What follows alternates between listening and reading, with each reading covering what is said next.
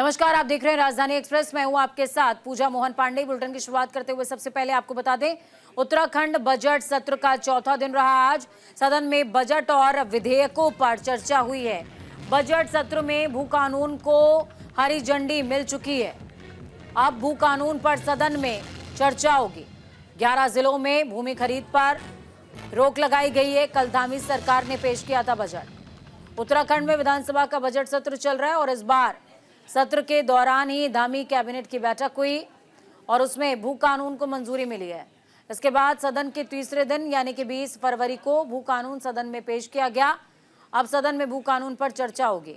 इसको लेकर उत्तराखंड बीजेपी के विकासनगर से विधायक मुन्ना सिंह चौहान ने कहा, भू कानून को कैबिनेट में मंजूरी मिलने के बाद सदन के पटल पर रखा गया है और भू कानून में प्रदेश की जनता की भावनाओं का खास ख्याल रखा गया है। एनडी तिवारी सरकार में जमीनों का खूब बंदरबाट हुआ था।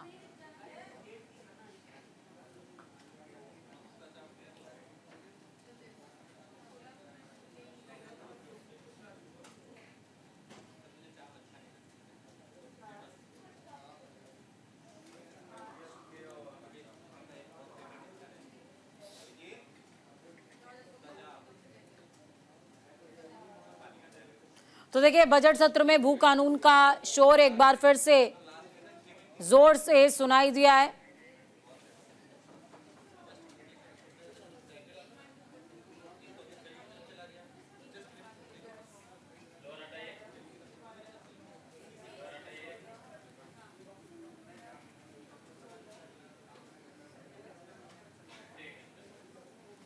तो इसी के साथ आपको बताते चल रहे हैं कि आखिरकार देखिए प्रावधान क्या क्या है इसमें। त्रिवेंद्र सरकार के 2018 के सभी प्रावधानों को इस कानून में निरस्त कर दिया गया है।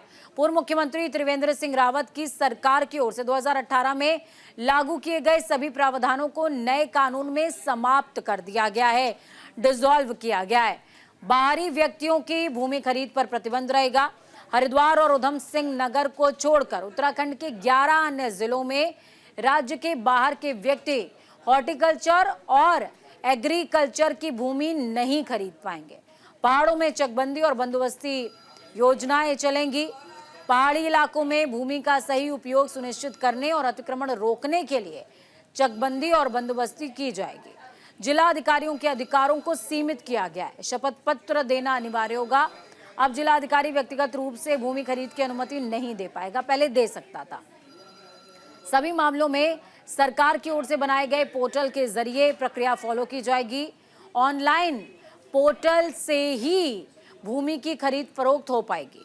प्रदेश में जमीन खरीद के लिए एक पोर्टल बनाया गया है, जहां राज्य के बाहर के किसी भी व्यक्ति की ओर से अगर जमीन को खरीदा जाता है तो उसको दर्ज किया जाएगा, इंक्लूड किया जाएगा। शपथ पत्र देना जरूरी होगा। राज्य के बाहर के लोगों को जमीन खरीदने के लिए शपथ पत्र देना अनिवार्य होगा, जिसमें फर्जीवाड़ा और अनियमितता ना हो सके, इसे रोका जा सके। नियमित रूप से भूमि खरीद की रिपोर्टिंग होगी।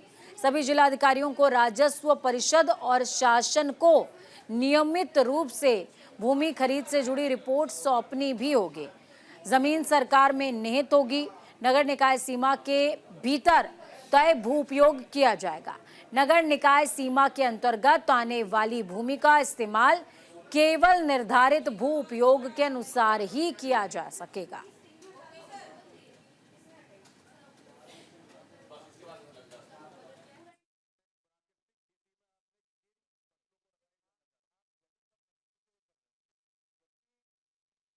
भू कानून से संबंधित जो विधेयक है वो कल टेबल हो चुका है और आज उस पर विचार भी होना है।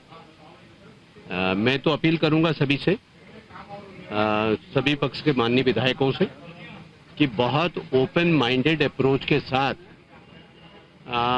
भू कानून विधेयक पर चर्चा करें, क्योंकि ये उत्तराखंड के मौलिकता से जुड़ा हुआ प्रश्न है, उत्तराखंड के अस्तित्व से जुड़ा हुआ प्रश्न है। लिहाजा और बहुत जबरदस्त जन भावनाएं इस बात के लिए हैं कि सख्त भू कानून। उत्तराखंड विधानसभा में आम बजट पेश किया गया। करीबन 1 लाख करोड़ का बजट पेश हुआ है। बजट में जामरानी बांध को लगे पंख, जी हां, जामरानी बांध के लिए 625 करोड़ का प्रावधान किया गया। वित्त मंत्री प्रेमचंद अग्रवाल की ओर से पेश किए गए बजट में नमो बजट में राज्य में पर्यटन के साथ साथ जामरानी बांध परियोजना को भी खासा महत्व दिया गया है। जामरानी बांध के लिए 625 करोड़ का प्रावधान होने से इसके कार्यों को पंख लगने की उम्मीद है। इससे कुमाऊं मंडल में पर्यटन गतिविधियों के बढ़ने के साथ साथ स्वरोजगार के नए अवसरों के भी बढ़ने की उम्मीद है। बजट में मानसखंड योजना के लिए 25 करोड़ और चारधाम मार्ग सुधार के लिए 10 करोड़ का प्रावधान किया गया है। इन दोनों योजनाओं का ताल्लुक कुमाऊं मंडल से है। मानसखंड माला मिशन योजना के तहत यहां जागेश्वर धाम, कैची धाम और नैनीताल स्थित मां नैना देवी मंदिर का सौंदर्यीकरण होना है। नैनीताल लोकसभा सीट से सांसद अजय भट्ट ने उम्मीद जताई है कि राज्य सरकार के दिए गए बजट से जामरानी बांध की प्रगति में तेजी आएगी।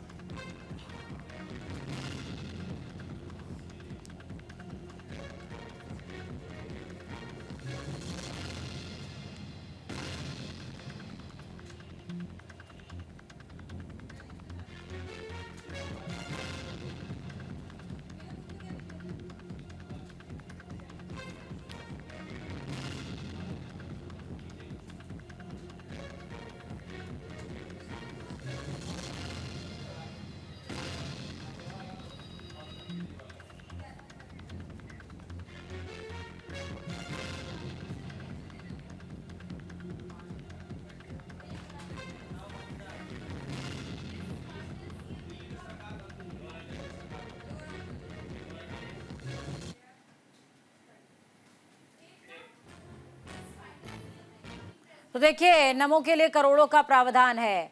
सूक्ष्म लघु और मध्यम उद्योगों को सहायता देने के लिए 50 करोड़ रुपए का प्रावधान किया गया। मेगा इंडस्ट्रियल, मेगा टेक्सटाइल नीति के लिए 35 करोड़ का प्रावधान किया गया है।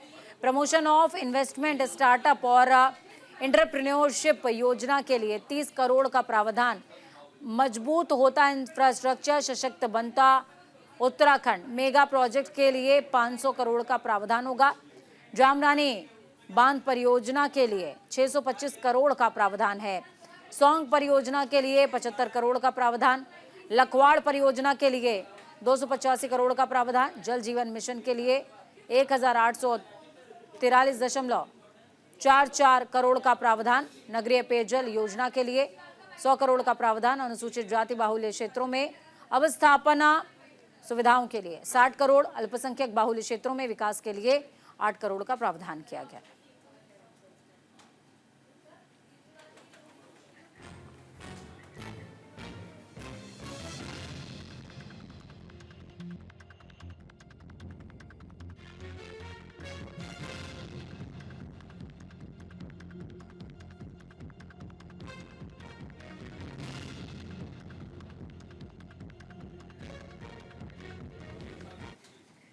उत्तराखंड विधानसभा सत्र का चौथा दिन विपक्ष ने सदन में खूब जमकर कई सवाल उठाए।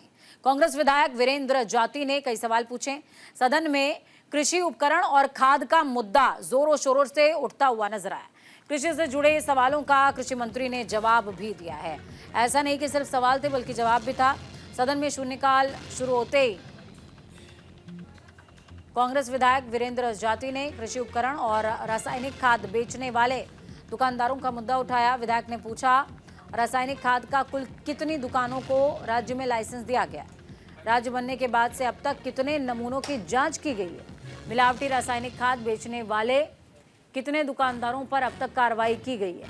इसके जवाब में कृषि मंत्री गणेश जोशी ने कहा, राज्य बनने के बाद से अभी तक 7,827 उर्वरक के नमूने एकत्रित किए जा चुके हैं। अब तक 13 लोगों के लाइसेंस निरस्त हो चुके हैं। मंत्री ने यह भी बताया कि हरिद्वार के एक डीलर को 2 साल की सजा के साथ 10,000 का जुर्माना भी लगाया गया था।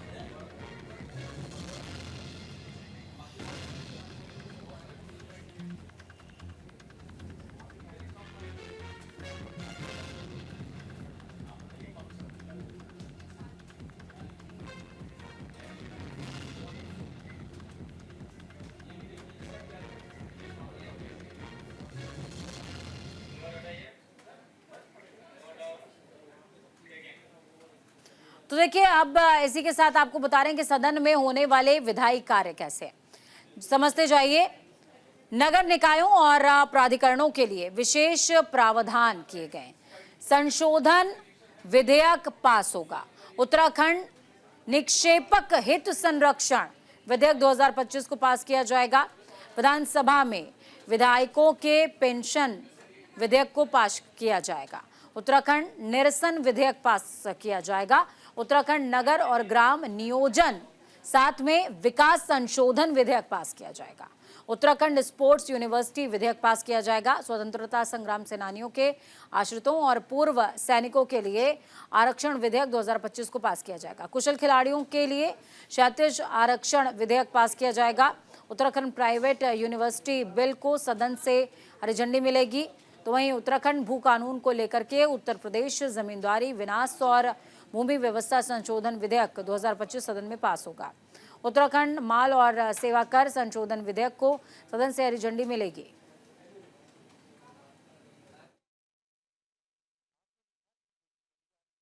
नौजवानों को स्वरोजगार देने के लिए पिरूल से बिजली उत्पादन करने के लिए योजना आज से 7 साल पहले लागू की गई थी और इस योजना से बिजली का उत्पादन होना था और वनाग्नि को रोकने के लिए भी इसमें काफी मदद मिलती। मैं माननीय मंत्री जी से आपके माध्यम से पूछना चाहता हूं कि जो उत्तराखंड के अंदर 21 प्रोजेक्टों के लिए आवेदन किया गया था, 6 धरातल पे उतरे। अब उन 6 जो धरातल पे उतरे हैं उनकी वर्तमान स्थिति क्या है, उनसे कितनी बिजली का उत्पादन हो रहा है। ठीक है कि पिरूल से उत्पादन, बिजली उत्पादन और रोजगार विषय पर 21 प्रोजेक्ट आवंटित किए थे, यानी उनके साथ एग्रीमेंट हुआ था और 6 प्रोजेक्ट उसमें लगे और उस एग्रीमेंट के तहत 21 में से 6 लगे, पहले 15 बाहर हो गए। 6 जो लगे उसमें 5 ने काम करना बंद कर दिया क्योंकि उनको शायद उसमें उतना लाभ नहीं मिला और जो 1 लगा है उत्तरकाशी में, उसकी भी स्थिति यह है कि वो कभी उत्पादन करते हैं कभी नहीं करते हैं। तो मुझे लगता है कि उनके द्वारा ही इस प्रकार का जो उत्पाद नहीं हो, लाभ नहीं होने के कारण या ये व्यवहारिक नहीं होने के कारण उन्होंने अपना ये काम बंद किया। तो वहीं दूसरी तरफ देखिए, उत्तराखंड में बोर्ड परीक्षाएं आज से शुरू हो गई हैं। शिक्षा मंत्री धन सिंह रावत अभ्यर्थियों को शुभकामनाएं देते नजर आए हैं। 20 अप्रैल को जारी किया जाएगा बोर्ड का रिजल्ट। ब्लॉक स्तर से टॉपर्स को शैक्षिक भ्रमण के लिए भेजा जाएगा। 11 मार्च तक बोर्ड परीक्षाएं चलने वाली हैं। परीक्षा केंद्रों के बाहर धारा 163 लागू की गई है, जो कि पूर्व में धारा 144 हुआ करती थी। आज से प्रदेश में 10वीं और 12वीं की उत्तराखंड बोर्ड परीक्षा की शुरुआत हो चुकी है। शिक्षा मंत्री धन सिंह रावत ने सभी परीक्षार्थियों को अपनी शुभकामनाएं दी। साथ ही शिक्षा मंत्री ने बताया इस वर्ष परीक्षा का रिजल्ट 20 अप्रैल को जारी कर दिया जाएगा। वहीं ब्लॉक स्तर से 5 से 10 टॉपर छात्र छात्राओं को शैक्षणिक भ्रमण के लिए देश के कई क्षेत्रों में ले जाने का काम भी किया जाएगा। राज्य सरकार ये काम करने वाली है। हाई स्कूल और इंटरमीडिएट की बोर्ड परीक्षाएं आज से शुरू हो गई हैं। बताया गया कि परीक्षाएं 11 मार्च तक चलेंगी। प्रदेश भर में 1245 परीक्षा केंद्र बनाए गए, जिन पर 2,23,387 विद्यार्थी परीक्षा देंगे। बोर्ड परीक्षाओं को नकल विहीन और शांतिपूर्ण संपन्न कराने के लिए तैयारियां पूरी कर ली गई हैं। तो वहीं नैनीताल की बात की जाए तो जिलों को 11 सेक्टर्स में डिवाइड किया गया। सभी 11 सेक्टर्स में मजिस्ट्रेट तैनात किए गए।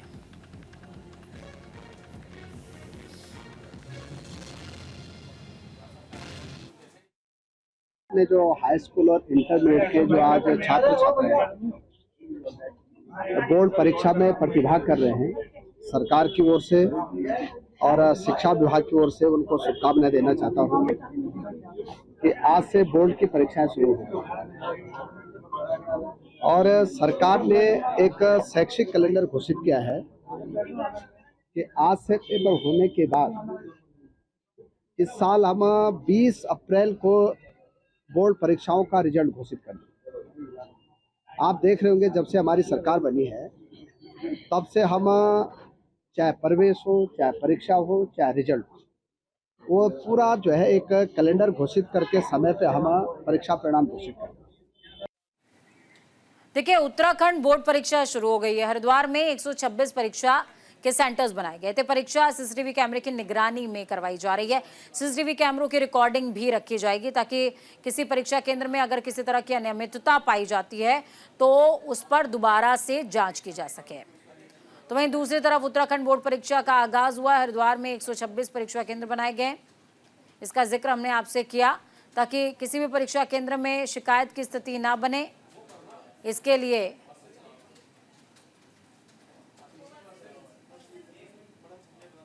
रिकॉर्डिंग्स रखी जाएंगी।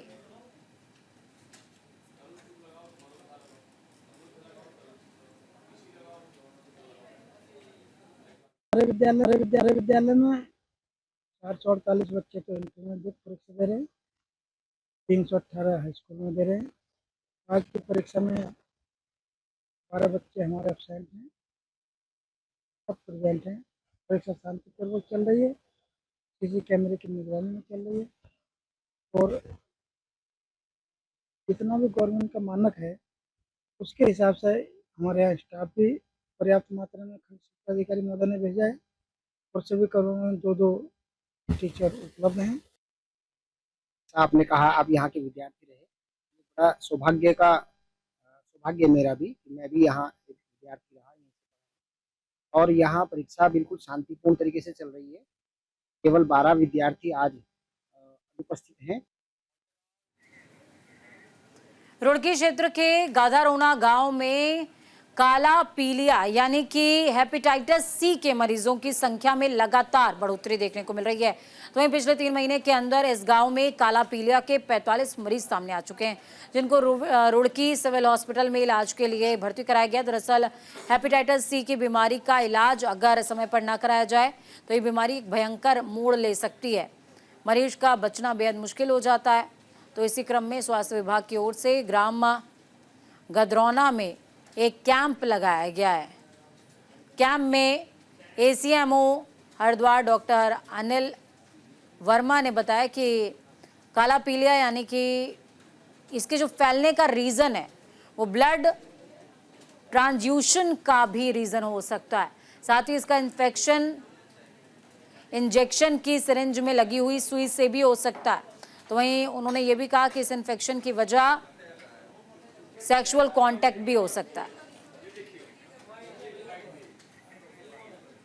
राजधानी एक्सप्रेस में खबरों का सफर यहीं तक। बुलेटिन के उस पार ताज़ा अपडेट्स के लिए देखते रहिए न्यूज़ इंडिया, क्योंकि हमें राष्ट्र की आवाज़। नमस्कार।